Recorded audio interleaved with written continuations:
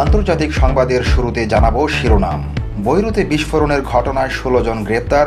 আগের অবস্থায় ফেরার আশা নেই বিস্ফোরণে বিধ্বস্ত বৈরুতে। ৩০ ঘন্টা পর একজনকে জীবিত উদ্ধার।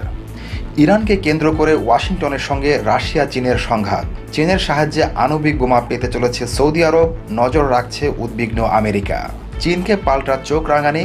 লাদাখে ১৭,০০০ ফুট উঁচুতে ভারতের বিশেষ সেতু। কাশ্মীরে মানবাধিকার বলে কিছু নেই, অভিযোগ রাষ্ট্রসংঘের বিশেষ প্রতিনিধি দলের। শ্রীলঙ্কার নির্বাচনে মাহিন্দা রাজাপাকসের দলের বিশাল জয়। নতুন দল গঠনের ঘোষণা মাহাতিরের। আগামী এক সপ্তাহের মধ্যেই বাজারে আসছে রাশিয়ার ভ্যাকসিন। বিশ্বের তৃতীয় ধনী ব্যক্তি হয়ে উঠেছেন ফেসবুক প্রতিষ্ঠাতা মার্ক জাকারবার্গ।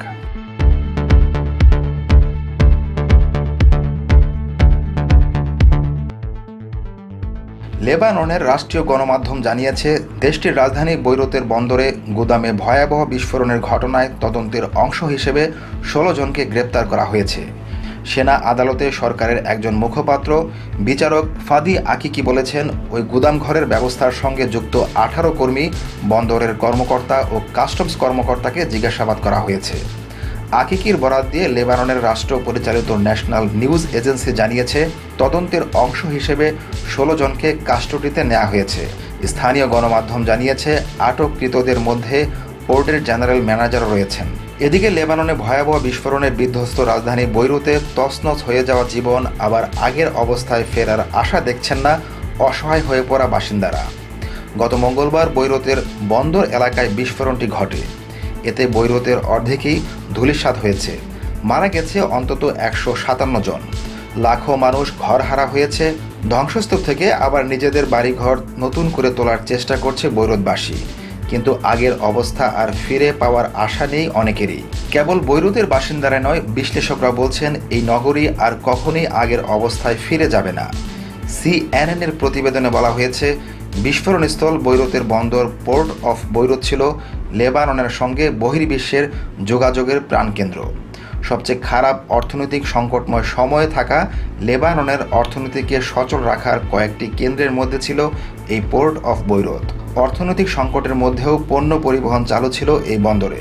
কিন্তু এই বিস্ফোরণের পর বিশ্বের সঙ্গে লেবাননের যোগাযোগের প্রাণকেন্দ্র একেবারেই ধ্বংস হয়ে গেছে।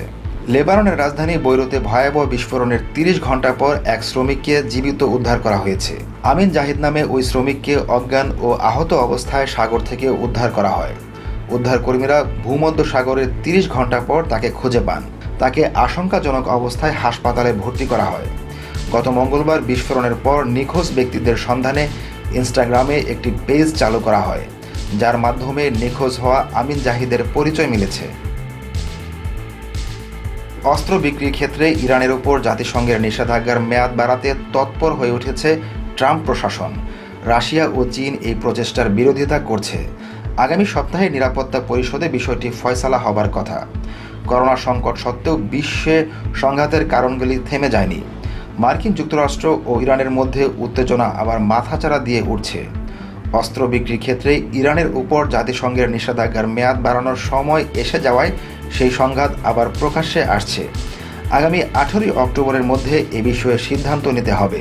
মার্কিন পররাষ্ট্রমন্ত্রী মাইক পম্পেও আগামী সপ্তাহে নিরাপত্তা পরিষদে এই প্রস্তাব নিয়ে ভোটাভুটির ঘোষণা করেছেন। জাতিসংঘে মার্কিন রাষ্ট্রদূত ইরানকে বিশ্বের ১ নম্বর সন্ত্রাসের মদতকারী দেশ হিসেবে বর্ণনা করেছেন। নিষেধাজ্ঞার মেয়াদ বাড়ানোর প্রস্তাবে চীন বা রাশিয়া বাধা দিলে সেই দেশগুলিও সন্ত্রাসবাদের কো-স্পন্সর বা দোসর হয়ে যাবে বলে সতর্ক করে দিয়েছে আমেরিকা। এদিকে রাশিয়া ও চীনও হাত গুটিয়ে বসে নেই। এই দুই দেশের পররাষ্ট্রমন্ত্রী গত মাসে জাতিসংঘের মহাসচিব অ্যান্তোনিও গুতেরেস ও নিরাপত্তা পরিষদের উদ্দেশ্যে চিঠি লিখে আমেরিকার কড়া সমালোচনা করেছেন।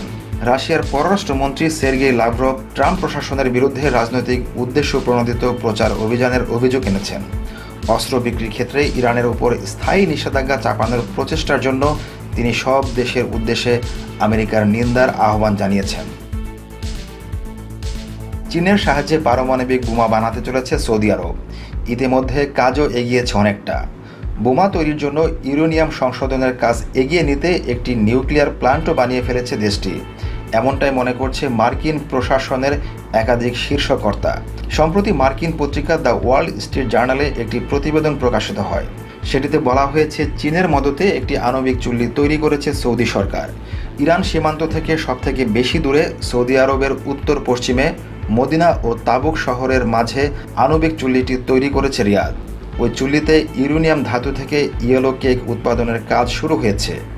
বিদ্যুৎ উৎপাদন থেকে শুরু করে পারমাণবিক বোমা বানাতে কাজে লাগে ইয়েলো কেক। ফলে আপাত দৃষ্টিতে বিদ্যুৎ উৎপাদনের জন্য হলেও চাইলে আণবিক বোমা বানিয়ে ফেলা যায় ওই পদার্থ ব্যবহার করে। এই বিষয়ে পত্রিকাটির তরফে জানতে চাওয়া হলে সৌদি প্রশাসন আণবিক চুল্লিটির অস্তিত্বের কথা স্বীকার করেনি, যদিও এই বিষয়ে সমস্ত তথ্য ওয়াশিংটনের কাছে কয়েক মাস আগে থেকে ছিল। চীনকে রুখতে ভারতকে এগোতে হবে, আর এ লক্ষ্যে এবার লাদাখের দুর্গম পথগুলো সুগম করে তুলতে কাজে লেগেছে ভারতীয় বর্ডার রোড অর্গানাইজেশন।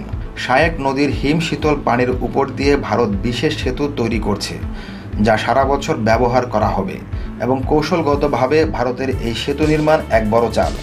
ভারতীয় সংবাদ মাধ্যম ওয়ান ইন্ডিয়ার খবরে এমন দাবি করা হয়েছে। বলা হচ্ছে 17,000 ফুট উচ্চতায় তৈরি এই সেতুর সাহায্যে লে থেকে দৌলত বেগ ওল্ডি এয়ারস্ট্রিপে যাওয়া আরও সহজ হবে।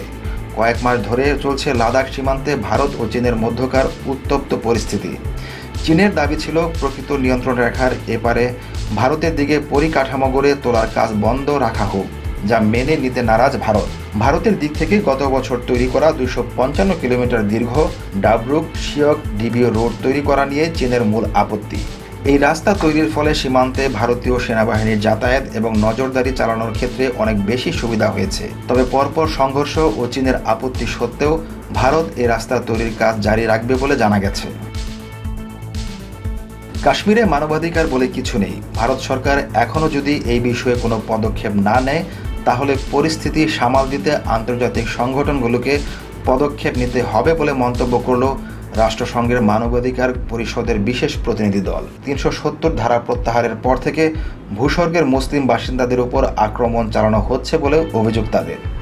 গত 5ই আগস্ট জম্মু ও কাশ্মীর থেকে 370 ধারা প্রত্যাহারের বর্ষপূর্তি হয়েছে। আর ঠিক সেই দিনই রাষ্ট্রসংঘের মানবাধিকার পরিষদের বিশেষ প্রতিনিধি দলের তরফে একটি বিবৃতি প্রকাশ করা হয়। তাতে উল্লেখ করা হয়েছে, বিশেষ মর্যাদা প্রত্যাহারের পর থেকে কাশ্মীরের মানুষের জীবন ভয়াবহ হয়ে উঠেছে। প্রতিনিয়তই মানবাধিকার লঙ্ঘনের ঘটনা ঘটছে। পরিস্থিতি এতটাই উদ্বেগজনক যে ভারত সরকারের এখনই সেখানকার মুসলিম নাগরিকদের জন্য বিশেষ নিরাপত্তার ব্যবস্থা করা উচিত। অবিলম্বে উপযুক্ত পদক্ষেপ না নিলে পরে পরিস্থিতি সামলানো মুশকিল হয়ে পড়বে। তখন বাধ্য হয়ে আন্তর্জাতিক সংগঠনগুলোকে হস্তক্ষেপ করতে হবে। এ বিষয়ে গত 1 বছরে ওই প্রতিনিধি দলের তরফে 3 থেকে 4টি চিঠি দেওয়া হলেও ভারত সরকার তার কোনো জবাব দেয়নি বলে অভিযোগ। এর পাশাপাশি ওই প্রতিনিধি দল আরও জানিয়েছে, গত বছরের অক্টোবর থেকে জম্মু ও কাশ্মীরের মানবাধিকার কমিশন বন্ধ রয়েছে। এর ফলে প্রশাসন যখন তখন কাউকে আটক করলে বা মানবাধিকার লঙ্ঘনের ঘটনা ঘটালেও তার জবাব চাওয়ার কেউ নেই। শ্রীলঙ্কার সংসদ নির্বাচনের ফল ঘোষণা করেছেন দেশটির রাষ্ট্রপতি গোটাবায়া রাজাপাকসে। তার ভাই মাহিন্দা রাজাপাকসেকে প্রধানমন্ত্রী করা হবে বলে আশা করা হচ্ছে। এই দুই ভাইয়ের দল শ্রীলঙ্কা পিপলস ফ্রন্ট নির্বাচনে 2/3 সংখ্যাগরিষ্ঠতা পেয়েছে। এর ফলে দলটি নির্বাচনী প্রতিশ্রুতি অনুযায়ী প্রয়োজনীয় সাংবিধানিক পরিবর্তন করতে পারবে। 225টি আসনের মধ্যে শ্রীলঙ্কার পিপলস ফ্রন্ট পেয়েছে 145টি, আর তাদের জোট থেকে আরও 5টি আসনে জয় এসেছে। মাহিন্দা গত নভেম্বর থেকে দেশটির তত্ত্বাবধায়ক সরকারের প্রধানের দায়িত্ব পালন করে আসছেন, আর নভেম্বরেই প্রেসিডেন্ট নির্বাচনে জয়ী হন গোটাবায়া। বিতর্কিত রাজাপাকসে পরিবার 2 দশক ধরে শ্রীলঙ্কার রাজনীতিতে আধিপত্য বিস্তার করছে। এর আগে 2005 থেকে 2015 সাল পর্যন্ত মাহিন্দা রাজাপাকসে দেশটির রাষ্ট্রপতি ছিলেন। এদিকে আবারও নতুন দল গঠনের ঘোষণা দিলেন মাহাথির মোহাম্মদ। 7ই আগস্ট শুক্রবার এক সংবাদ সম্মেলনে 96 বছর বয়সে নতুন রাজনৈতিক দল গঠনের ঘোষণা দেন তিনি। তবে এখনও দলটির নাম প্রকাশ করা হয়নি। তবে মালয় ভিত্তিক দলটি হবে বলে সংবাদ সম্মেলনে জানান তিনি। চীন আমেরিকাকে পেছনে ফেলে সবার আগে করোনা ভ্যাকসিন আবিষ্কারের ঘোষণা আগেই দিয়েছিল রাশিয়া। তবে তাদের সেই দাবির সত্যতা নিয়ে অনেকে সন্দেহ পোষণ করেছিলেন। তবে এবার ভ্যাকসিন চূড়ান্তভাবে বাজারে আনতে চলেছে ভ্লাদিমির পুতিনের দেশ। চলতি মাস থেকে উৎপাদন শুরু হয়ে যাবে বলে দাবি। রাশিয়ার উপস্বাস্থ্যমন্ত্রী ওলেগ গ্রিননেভ জানিয়েছেন, মস্কোর গ্যামেলিয়া সেন্টার 12ই আগস্ট বিশ্বের প্রথম করোনা ভাইরাস ভ্যাকসিন নিবন্ধন করবে। তিনি আরও বলেছেন, করোনার টিকার ক্ষেত্রে চিকিৎসাকর্মী ও প্রবীণদের অগ্রাধিকার দেওয়া হবে। ফেসবুক প্রতিষ্ঠাতা মার্ক জাকারবার্গ প্রথমবারের মতো জাকারবার্গের সম্পদের পরিমাণ $100 বিলিয়ন ছাড়িয়েছে, হয়ে উঠেছেন একজন সেন্টিবিলিয়নার। এতে তিনি বিশ্বের তৃতীয়তম ধনী ব্যক্তি হয়ে উঠেছেন। আমাজনের সিইও জেফ বেজোস ও মাইক্রোসফটের প্রতিষ্ঠাতা বিল গেটসের পর তৃতীয় ব্যক্তি হিসেবে মার্ক জাকারবার্গ যোগ দিয়েছেন 10,000 কোটি বা $100 বিলিয়ন ক্লাবে। বর্তমান বিশ্বে কেবলমাত্র এই তিনজনের সম্পদের পরিমাণই 100 বিলিয়ন ছাড়িয়ে গেছে। বলা হয় চীনা ভিডিও শেয়ারিং সাইট টিকটককে টক্কর দিতে সম্প্রতি ফেসবুকের মালিকানাধীন যোগাযোগ মাধ্যমে ইনস্টাগ্রামের রিলস নামে নতুন সেবা যোগ করা হয়েছে। এতে ফেসবুকের শেয়ারের দাম বেড়ে যায়। ফেসবুকের মালিকানায় 13% শেয়ার থাকা জাকারবার্গের সম্পদও এতে বৃদ্ধি পায়। জাকারবার্গ চলতি বছরে এরই মধ্যে আয় করেছেন প্রায় $2,200 কোটি।